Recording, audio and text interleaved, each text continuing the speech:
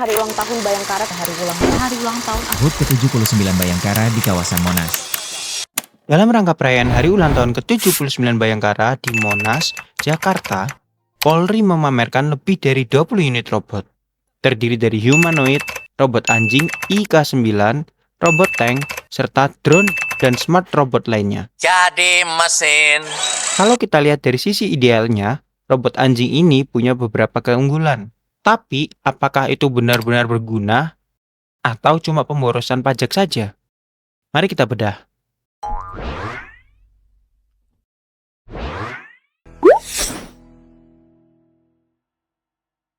Kalau kita lihat dari sisi idealnya, robot anjing ini punya beberapa keunggulan. Pertama, keamanan, bisa masuk ke area berbahaya seperti gedung terbakar atau daerah rawan ledakan tanpa mempertaruhkan nyawa manusia. Efisiensi patroli. Secara teori, robot bisa bekerja tanpa lelah selama baterainya cukup. Integrasi AI. Dengan sensor kamera, lidar, bahkan potensi AI, robot bisa mendeteksi orang, benda mencurigakan, hingga mengirimkan data real-time ke pusat komando.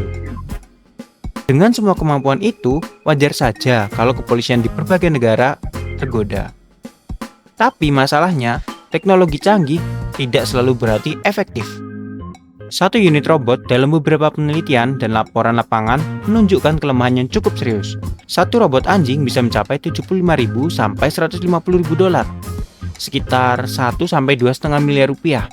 Itu baru unitnya. Belum termasuk biaya pemeliharaan, software, dan upgrade. Kurang efektif di lapangan. Banyak kasus robot ini jatuh saat berjalan di tangga atau tergelincir di medan yang sulit. Fatality.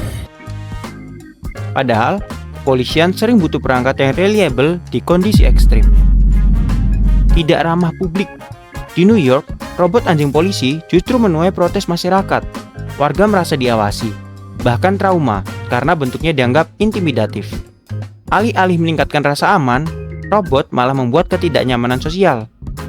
Opportunity cost. Uang yang dipakai untuk membeli satu unit robot, kalau dialihkan, bisa dipakai untuk merekrut puluhan polisi baru, melatih anjing K9 sungguhan, atau bahkan memperbaiki infrastruktur publik. Jalannya mulus, enak. Nah, sekarang pertanyaan penting. Bagaimana kalau teknologi ini dipakai di Indonesia? Bayangkan, kita keluarkan miliaran rupiah uang pajak untuk beli robot anjing polisi. Padahal, masalah dasar kita masih banyak. Jalan rusak, sekolah kurang fasilitas, gaji guru minim, sampai rumah sakit yang kewalahan. Apalagi karakteristik kota-kota di Indonesia juga berbeda dengan negara maju.